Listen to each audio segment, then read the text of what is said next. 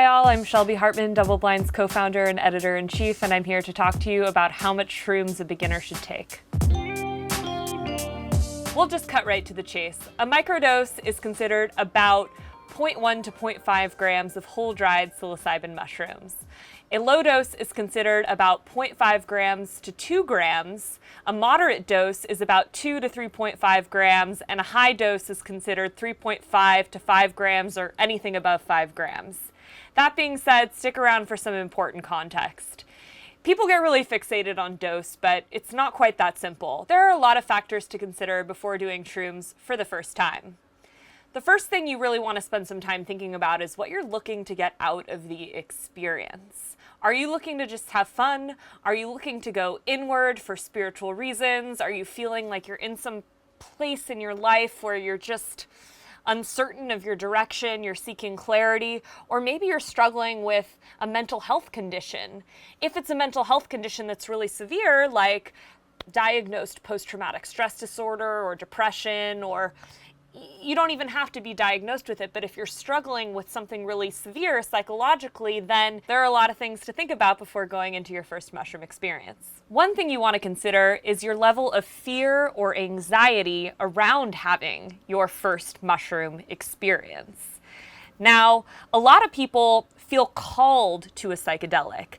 They are suffering, they've heard about the potential of psychedelics to transform your life, transform your psyche, transform your relationship with your body.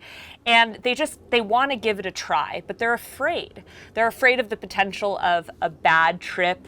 They don't know where to get mushrooms or who to trust. They don't know if they should trip alone or seek an underground practitioner to keep them company, or to ask a friend or a partner to sit with them while they're having their psychedelic experience. So, really sit with yourself and ask yourself, what are my feelings around having this experience? Am I afraid? Am I hesitant? You might consider seeing a psychedelic integration therapist. It might seem like overkill, like why do I need to pay a therapist to trip on shrooms? Don't people just trip on shrooms all the time casually? Yes, they do. Something that might be worth noting is that psychedelic integration therapists don't always work like normal therapists, in which they expect you to come and see them every single week for like the rest of all time. But you can go and you can have 1 or 2 sessions, and they can talk with you about your intentions, about why you want to have this experience, and all of that will help you assess, where should I trip? How much should I do? Who should I trip with? Am I even ready to have this experience? And making sure that you're set up so that after you have your first shroom trip, if things come up for you that you weren't anticipating, you're prepared to what we call integrate them. You're prepared to process them and integrate the lessons that you got from that shroom trip into your life to make the most of it. Microdosing versus macrodosing. A big question we often get in regards to dosage for first-time shroom trippers is, should I microdose or should I macrodose? And again, it's really a personal choice. A lot of people say that microdosing can be a good way to sort of acclimate yourself to the idea of having a larger psychedelic experience. So you can kind of get over some of your fears around having a psychedelic in your system and sort of familiarize yourself with the spirit of the medicine. It's just important to understand that if you're microdosing properly, then it's going to be what we refer to as subperceptual, which means that you may not even feel much of a difference the first few times that you microdose. It really is very subtle changes over time. And so, we have a microdosing course where we get into this more in detail, and we support people who want to microdose, which you can check out on our website. But basically, you're probably going to have to microdose consistently, following one of several protocols, whichever one you think is best, for 30 days or so, and journal about it and really take note of how you're feeling to know if it's making a difference for you, and to kind of sense how the spirit of the mushroom or the spirit of the medicine has changed the way that you're perceiving things, the way that you feel in your body, the way you're interacting with other people. Microdosing really is very, very different from macrodosing. So you have to ask yourself what you're looking to get out of the experience. It's not really like, should I microdose or should I macrodose? It's more like, what do I even want to get out of this experience, and then coming from that place. If you're wanting a more dramatic shift in your life, then microdosing may not get you there. An important disclaimer is that, you know, there's no guarantee that macrodosing is going to get you there either, because every single trip is different. And we often like to say that doing psychedelics is a lifelong journey. You're not going to, you know, trip once and all your problems are going to go away and you're going to be completely healed. I mean, oftentimes people, you know, they trip multiple times a year for their entire life. That being said, if you are looking for, you know, a true, you know, awakening or shift, a larger dose may be necessary for you. So let's talk about larger doses. Oftentimes we define a low dose as 0.5 to 2 grams of whole dried psilocybin mushrooms. That being said, you know, everyone's sensitivity is very different, and you're really not going to know your sensitivity until you trip for the first time. It's also important to note that every single trip is going to be different, and the extent to which you feel the psilocybin mushrooms, how sensitive you are, really has nothing to do with age, body weight, height, any other demographic factor like that.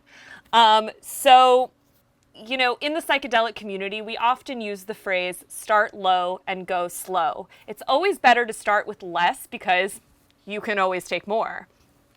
That being said, if you're looking to have a full, you know, shroom trip, sort of the classic shroom trip that we often describe as distortions of space and time, visuals are changing, your perception is shifting, then you're probably going to want to start at around 1 gram of whole dried psilocybin mushrooms. Oftentimes people, the first time that they trip, do an eighth. An eighth is 3.5 grams, or half of an eighth. I would say if you're nervous about tripping on shrooms, starting at 3.5 grams is probably too much. Again, you could start at 1 gram, you can start at half an eighth, which would be 1.25 grams. But one thing that we also like to recommend people do is that they put extra psilocybin mushrooms aside so that they can always take more later, say an hour or 90 minutes into the experience if they feel like they're not going as deep as they want to. So buy a scale. That's like Tripping 101 best practices is that you always want to weigh out your shrooms before you take them, weigh out your initial dose. Again, 1 gram could be a good starting point, but if you're really nervous, maybe you could start at, you know, 0.7 grams or something like that, and then weigh out an additional amount. It could be another half a gram or a gram, and set it aside so that if you are an hour, 90 minutes into your first shroom trip, you're not feeling it as much as you want to be. You're not in an experience where you're wondering, where did I put my shrooms? And you're opening up the Ziploc and you're fumbling around. You really want to have everything there for you ahead of time. And so that's the perfect transition to talking about set and setting. As I mentioned before, you know, dose is important, but people get really fixated on dose, and there are a lot of other things to consider. In the 1960s, researchers at Harvard popularized the term set and setting. Set is the mindset that you're in when you go into the psychedelic experience, and setting is the environment. So these factors are going to impact your psychedelic experience as much as the amount of shrooms that you decide to take. For example, if you take shrooms at a festival or at a party where you're surrounded by a bunch of strangers, it's likely going to feel much more intense than if you've decided to take shrooms in a supportive environment where you're surrounded by people who you trust and who you're comfortable with. So before you trip on shrooms for the first time, we want to encourage you to consider the entire ecosystem of the trip. Not just dose, but dose, set, setting, your trip sitter, if you're going to have one, who that's going to be with, as well as the resources that you're going to have available to you after the trip is over to make sense of it. High doses. As mentioned before, a high dose is typically considered 3.5 to 5 grams and above. If you know that you want to have a really strong experience, you just feel called, you've done a lot of research, you've read a bunch of articles on double blind, hopefully, you've spoken to friends, you have it all set up, and you're ready to go deep, then, you can start with a larger dose. And like I said, a lot of people do start with an eighth or 3.5 grams their first time. I don't think that it's necessary for your first shroom trip to do more than 3.5 grams, unless you are in a setting with an underground psychedelic practitioner, or you're in a legal psilocybin retreat abroad, or you're just somewhere where, you have someone who has a lot of experience holding space for people on shrooms, who's going to do that for you and is going to be there to help you navigate whatever comes up.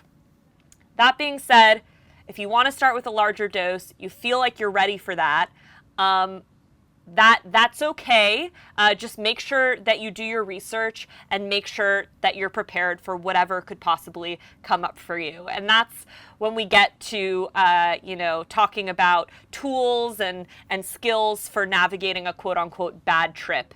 At Double Blind and in the psychedelic community at large, we generally don't like to use the word bad trip because we like to demystify the notion that as long as you've prepared your set and setting properly, that there is such a thing as a bad trip. Sure, trips can be challenging. Things that are uncomfortable can surface or emerge. But, psychedelics, the word psychedelic etymologically actually means mind manifesting. And you don't do a psychedelic to run away from what's inside of you. You do a psychedelic so you can work through it and process it and come out the other side. For more information, check out doubleblindmag.com.